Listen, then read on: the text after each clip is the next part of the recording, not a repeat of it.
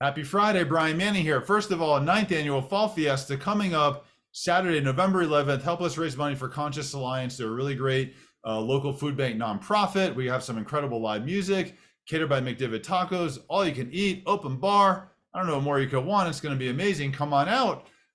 It's going to be fun. So let's get to the news. Monday this week, we had temporary government shutdown averted once again. I mean, it's kind of annoying, ridiculous. That's a whole different topic of how annoying it gets to watch the government almost shut down, come back together, etc. But now there's a new deadline. It's November 17th.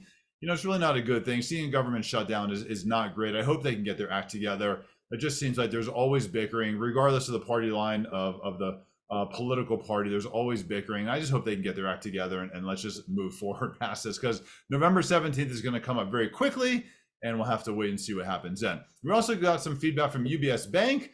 UBS Bank said they anticipate the yield in the 10-year treasury to drop down to about 3.5 in the next year or so.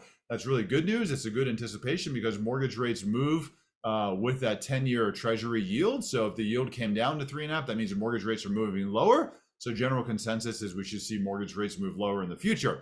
We also got apartment list feedback. This is for the month of September. New rents were down 0.5% on a month-over-month basis. On a year-over-year basis, they're down 1.2%.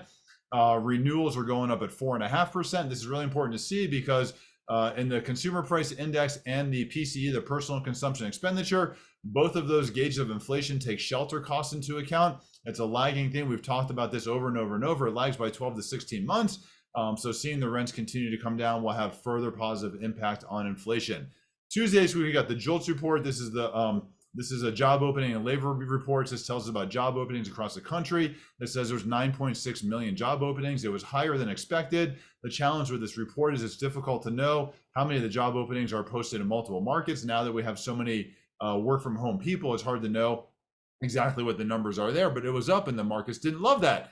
Wednesday this week, and I can't believe it's already October, the first week of every month we get the employment reports. I can't believe it's jobs week. Wednesday this week, we got the ADP report. So ADP is the largest provider of private payrolls in the US. There was expectation we'd have 153,000 new jobs created in the month of September, and we had 89,000 new jobs created. So kind of what we're expecting to see, kind of what we're hoping for. We're definitely wanting to see some cooling in the labor market because the Federal Reserve is very much focused on the labor market. Federal Reserve wants to see cooling in the labor market as they're making decisions going forward. So Wednesday looked good.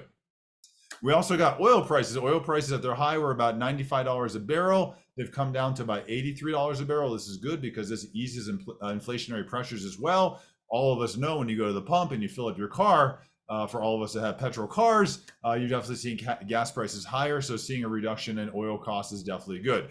Thursday this week, we got the Challenger job cuts report. This shows us a more employment info. This is at the year to date, the highest number since 2009. So just conflicting info in the employment market there. And then today we get the BLS report. This is the Bureau of Labor Statistics. This is a very widely waited for report, very anticipated. Expectations was that we had 170,000 new jobs created for the month of September. We got 336,000 jobs created on the headline number. It's also a little bit conflicting though, because if we look at the household surveys, so there's two types of data we get here. There's the headline number. The headline number looks at a lot of modeling. They look at something that's called the birth-death ratio. So birth-death ratio says how many companies were open in the month of September based on the company that was open, what industry were they in, based on the industry they're in, how many people would they hire, and how many companies went out of business, what industry were they in, based on the industry that they were in, how many people would they lay off. So there's a lot of modeling there. But then we get the household surveys. This is actual true data. Household surveys said there was 86,000 jobs that were created. So the household survey is more in line with ADP, whereas the headline number is definitely very disconnected. Then we look at the unemployment rate. Unemployment was actually expected to go down, and unemployment stayed at 3.8%. So it's kind of welcoming to see unemployment not move lower. We didn't want to see that because the Federal Reserve, again, is very much focused on employment numbers. I'm around all weekend. If you have any questions, let me know. If you want to learn how we're closing purchase transactions in 15 days, reach out to me. 9th annual Fall Fiesta, Saturday, November 11th. Can't wait to see you. Happy Friday.